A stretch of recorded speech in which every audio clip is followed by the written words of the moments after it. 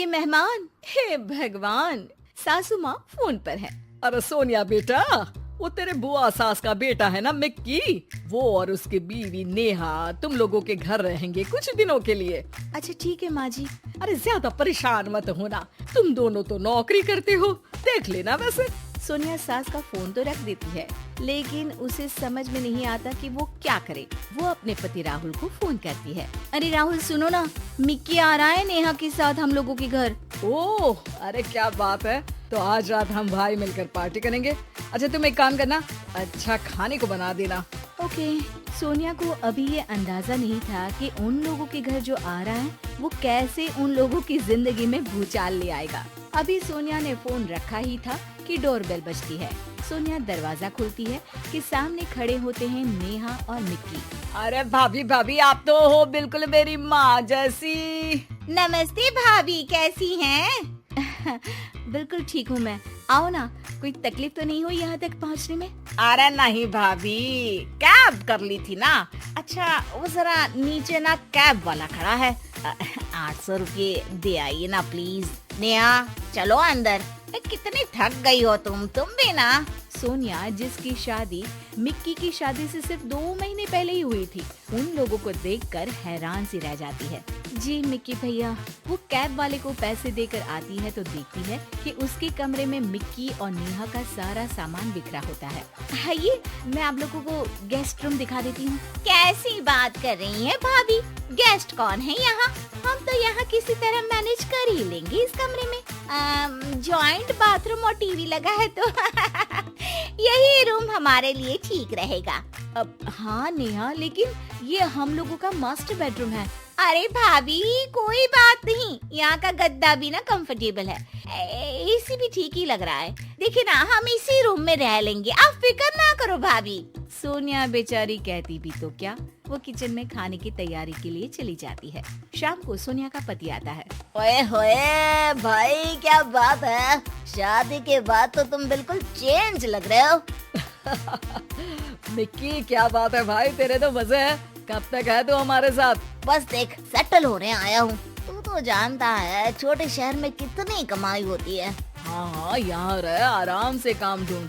मैं तो कहता हूँ नेहा भी पढ़ी लिखी है, वो भी कुछ अच्छा कर सकती है। अब देखो सोनिया भी तो नौकरी करती है भाई, महानगर में तो गाड़ी तभी चलती है। मिक्की को भाई की बात जम जाती है। अगली सुबह। अरे ये मिक्की और नेहा कहाँ गए? कार लेकर गए हैं तुम्हारी, बोल रहे थे शाम तक लौटेंगे। हे भगवान, ये क्या मजाक है यार, कल बता देना चाहिए था उसको कि कार ले जानी है। मैं ऑफिस समय से पहले निकलता, अब ऑफिस कैसे जाऊंगा? मैं नहीं जानती, दिन का खाना ना बाहर खा लेना। मैंने ऑफिस में आज की लीव डाल दी है। सुबह से उन लोगों के लिए नाश्ता और खाना बना रही थी, अब हिम्मत नहीं कर रही है। शाम को दोनों घर आते हैं। सोनिया और उसके पति के कमरे में जाकर जोर जोर से टीवी लगा लेते हैं। वो आज ना एक सीरियल बहुत अच्छा आने वाला है, मैं कब से उसका इंतजार कर रही हूँ। अरे नहीं नहीं भाभी, आज नहीं, आज तो कौन गाएगा गाना का फाइनल है। आज तो मैं ही टीवी देखूंगी। सोनिया गेस्ट रूम में आ जाती है। हे भगवान, कब तक ये दिन देखना है, अपने ही घर में बेगाने जैसे रह रहे हैं। सोनिया पति को फोन करती है। क्या है जी, कब जाएंगे ये लोग? अरे क्यों, क्या हो गया? अरे यार, न कमरा अपना न कार, मैं तो तंग आ गई हूँ इन लोगों से। कोई बात नहीं, मैं बुआ से बात कर लेता हूँ कि इन लोगों को किराए में कहीं कोई अच्छी जगह दिला दे। अरे डोंट वरी डार्लिंग। रहने दो, अच्छा नहीं लगेगा, कुछ दिन बाद बात कर लेना। सोनिया पति से बात करके सो जाती है, लेकिन शाम को जब वो किचन में जाती है तो किचन की हालत देखकर दंग रह जाती है। इतनी गंदी फैली रसोई किसने की? मेरे तो बस का ही नहीं इसे साफ करना। लेकिन यहाँ आया कौन था? मैं आई थी भाभी, वो मिक्की को ना केक खाने का मन था तो वही बनाया था।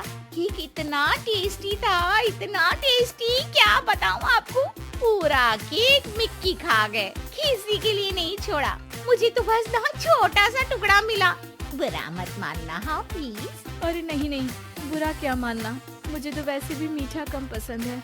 सोनिया किचन की हालत और नेहा की बेशर्मी भरी बातों को पी जाती है और सोचने लगती है कि ये लोग जाएंगे कब। भाभी, वो आपकी जो रेड वाली साड़ी है ना, वो प्लीज आज मुझे दे दीजिए।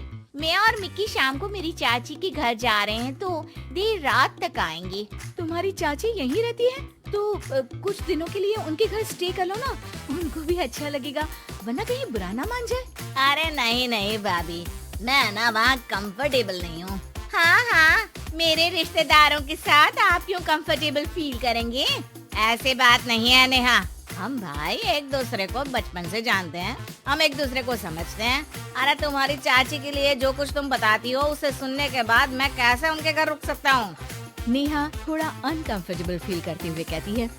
हाँ, लेकिन सामने तो अच्छे हैं ना, हमें क्या करना भाभी कि वो पीछे क्या बोलते हैं। हाँ, लेकिन मुझे फर्क पड़ता है। मैं भैया और भाभी के पास इसलिए हूँ क्योंकि मैं जानता हूँ कि भैया और भाभी मेरे पीछे मेरी बुराई कभी नहीं करेंगे। ये बोलकर दोनों वहाँ से निकल जाते हैं। सोनिया उन लोगों के जाने के बाद अपना कमरा साफ करती है। अपना जरूरी सामान तो गेस्ट रूम में ले जाऊं। उसे पति की पुरानी फाइल मिलती है। सोनिया उसे खोलकर देखती है। अरे ये क्या, मिक्की भैया इन्हें हर महीने पैसे क्यों भेजते थे? वो पति को फोन लगाती है। सुनिए, ये मिक्की भैया आपको कॉलेज के समय में पैसे क्यों दिया करते थे? उधार लिया है क्या इन्होंने आपसे? अरे नहीं नेहा, दरअसल तुम जानती हो ना कि हम लोगों की आर्थिक स्थिति खराब रहा करती थी। मिक्की ने ही अपने काम में लगाने वाले पैसों को मुझे देकर मेरी पढ़ाई पूरी करवाई थी। मैं उन लोगों के घर ही रहा करता था, सारा दिन पढ़ता। मेरे खाने पीने से लेकर कपड़े तक का ख्याल बुआ और मिक्की रखा करते थे। मैंने न जाने उन लोगों के बारे में क्या क्या सोच लिया। एक वक्त जब उन लोगों ने आपके लिए सब कुछ लगा दिया, आज हम लोगों की बारी आई तो हम इतना सोच रहे हैं। अच्छा है कि तुमने खुद ही इस बात को रियलाइज कर लिया। ये एक अच्छी बीवी की निशानी है जो पति की हर बात को समझ ले।